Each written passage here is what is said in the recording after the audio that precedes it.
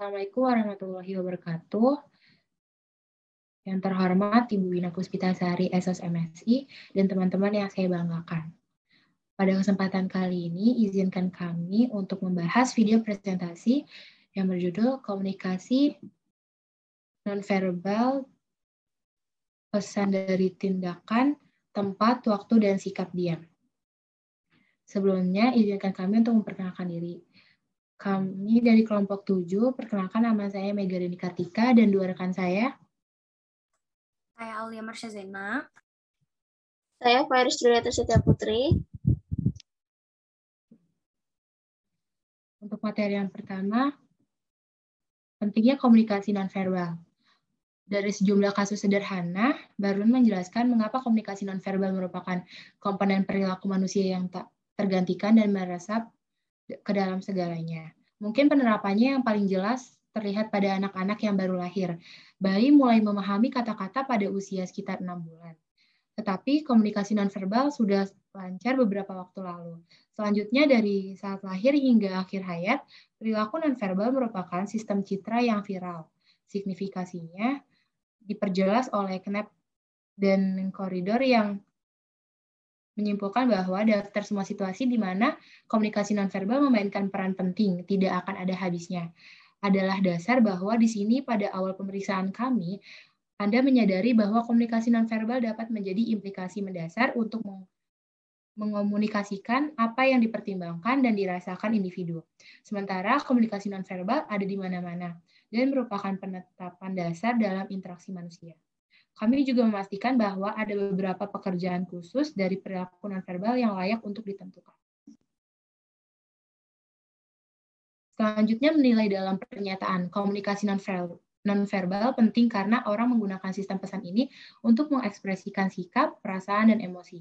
Emosi Anda entah itu ketakutan, kegembiraan, kemarahan, dan kesedihan tercermin dalam pose, konfrontasi, dan mata Anda. Jika Anda akan mengungkapkannya tanpa pernah mengungkapkan sepatah kata. Untuk alasan ini, kebanyakan orang sangat bergantung pada apa yang mereka pelajari melalui mata mereka. Pada kenyataannya, bertanya tentang pertunjukan biasanya hanya akan menerima pesan nonverbal daripada pesan verbal. Ketika keduanya saling bertentangan, Anda memang dapat menilai kualitas koneksi Anda, menyetujui terjemahan yang dialokasikan untuk pesan nonverbal. Dari nada suara hingga perpisahan antara Anda dan rekan Anda, hingga jumlah sentuhan di mana Anda mengunci, Anda akan mengumpulkan petunjuk tentang kedekatan hubungan Anda. Pertama kali Anda beralih dari berpegangan tangan dengan pasangan Anda ke menyentuh wajahnya, Anda mengirim pesan-pesan mana yang dianggap penting jika sentuhan Anda dibalas. Selanjutnya akan dibahas oleh teman saya, Marsha. Membuat tayangan. Komunikasi nonverbal sangat penting dalam interaksi manusia karena sebagian bertanggung jawab untuk membuat kesan. Pikirkan sejenak persiapan nonverbal yang Anda buat untuk pertemuan kerja atau kencan penting. Pengaturan ini menunjukkan perhatian Anda bahwa individu akan menggambar gambaran mental Anda berdasarkan penampilan Anda.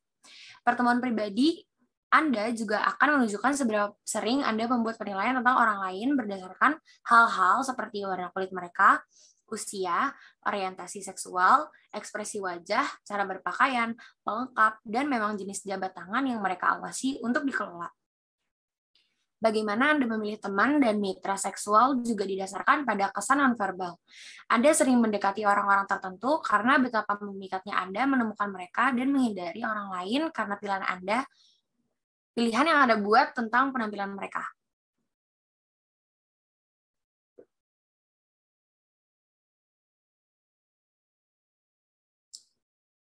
Next. Oke. Mengelola interaksi. Yang pertama, mendefinisikan komunikasi nonverbal. Yang kedua, sebutkan fungsinya.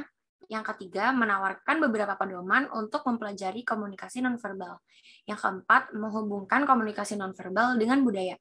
Dan yang terakhir, mendiskusikan klasifikasi utama pesan nonverbal. Slide selanjutnya akan dijelaskan oleh rekan saya, yaitu Fairuz. Baik, mendefinisikan komunikasi nonverbal. Ekspansi yang sama adalah karakteristik dari istilah perilaku nonverbal. Kita harus dengan cara ini memilih definisi yang dapat diandalkan dengan pertimbangan saat ini di lapangan dan mencerminkan pengenalan sosial buku ini. Kami mengusulkan bahwa komunikasi nonverbal mencakup semua dorongan nonverbal dalam pengaturan komunikasi yang dihasilkan oleh sumber dan pemanfaatannya terhadap lingkungan yang memiliki nilai pesan potensial bagi sumber atau penerima. Kami ingin menawarkan sebuah definisi yang tidak hanya akan menetapkan batas-batas komunikasi nonverbal, tetapi juga akan mencerminkan bagaimana proses itu sebenarnya berfungsi.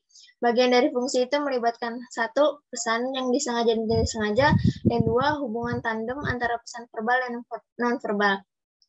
Pesan disengaja dan tidak disengaja.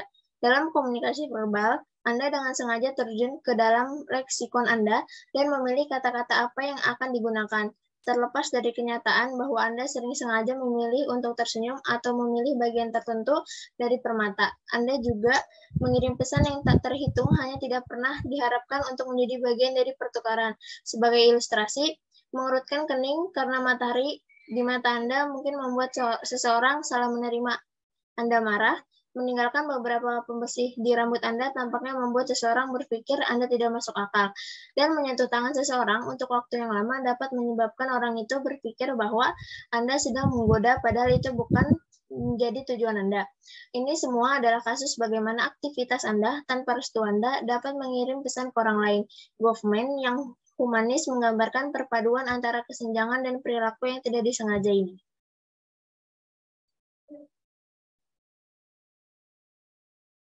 Selanjutnya ada komunikasi verbal dan nonverbal. Komunikasi nonverbal adalah gerakan multidimensi. Aspek multidimensi ini terungkap dalam kebenaran bahwa komunikasi nonverbal tidak bekerja secara terpisah, tetapi biasanya interatomik dengan pesan verbal.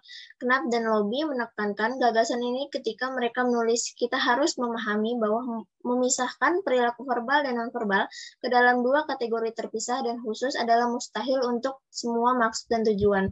Campur tangan verbal dan nonverbal tercermin dalam beberapa cara. Misalnya, Anda secara teratur menggunakan pesan nonverbal untuk mengulangi poin yang Anda coba sampaikan secara verbal. Jika Anda memberitahu seseorang bahwa apa yang mereka usulkan adalah ide yang buruk, Anda mungkin akan menggerakkan kepala Anda dari satu sisi ke sisi lain sambil mengucapkan kata tidak. Untuk materi selanjutnya akan disampaikan oleh rekan saya, Mega Ardiani.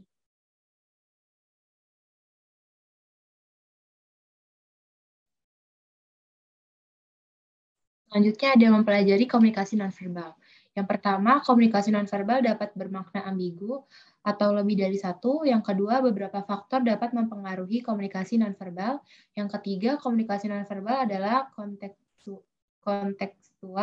Dan yang terakhir, komunikasi dan budaya nonverbal.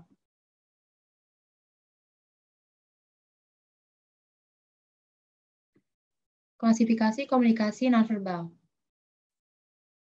Pesan yang dihasilkan oleh setiap kategori tidak ada dalam isolasi, melainkan ada di perusahaan pesan dari kategori lain.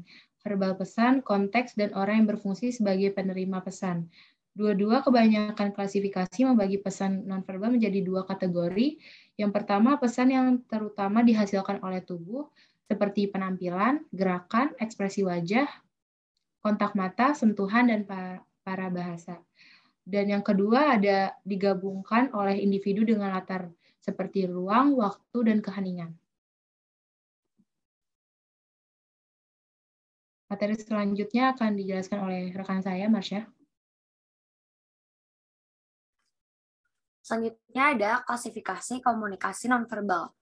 Yang pertama ada perilaku tubuh, yaitu pengaruh penampilan, keuntungan kecantikan, pesan warna kulit, dan pesan pakaian.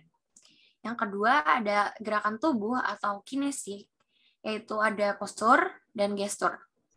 Yang ketiga ada ekspresi wajah, yaitu ekspresi wajah dan budaya. Lalu yang keempat ada kontak mata dan tatapan, kontak mata dan budaya dominan. Lalu yang kelima ada sentuhan.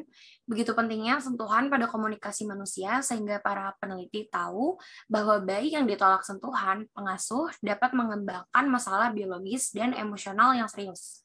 Dan yang terakhir ada parabahasa, yaitu berkaitan dengan komunikatif karakteristik suara dan dengan cara orang menggunakan suara mereka.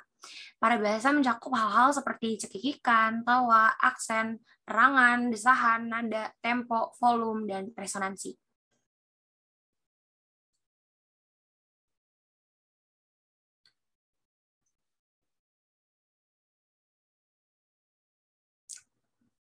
Kualitas vokal. Yang pertama, karakteristik vokal. Yang kedua, memisahkan vokal.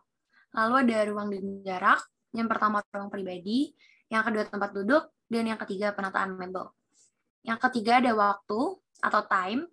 Yang pertama, waktu tidak resmi, masa lalu, sekarang, masa depan, M time, dan P time. Dan yang terakhir ada diam. Implikasi antar budaya dari keheningan sebagai sarana untuk menafsirkan interaksi verbal yang sedang berlangsung sangat beragam seperti isyarat nonverbal lainnya. Slide selanjutnya akan dijelaskan oleh rekan saya, yaitu Virus Julieta. Silakan. Baik, jadi kesimpulannya adalah komunikasi nonverbal penting untuk mempelajari komunikasi antar budaya karena orang membuat penilaian tentang orang lain berdasarkan perilaku nonverbal mereka. Menggunakan pesan nonverbal untuk menciptakan kesan dan menggunakan nonverbal untuk mengelola interaksi. Yang kedua, komunikasi nonverbal terikat dengan budaya. Komunikasi nonverbal melibatkan semua rangsangan nonverbal dalam pengaturan komunikasi, yaitu dihasilkan oleh sumber dan penggunaan lingkungan, dan memiliki nilai pesan potensial bagi sumber atau penerima. Pesan nonverbal mungkin disengaja atau tidak disengaja. Komunikasi nonverbal memiliki 5 fungsi dasar, yaitu mengulang, melengkapi, menggantikan tindakan verbal, untuk mengatur, dan untuk bertentangan dengan peristiwa komunikasi. Dan yang terakhir, mempelajari perilaku nonverbal dapat mengarah pada penemuan yang mendasari budaya, sikap, dan nilai.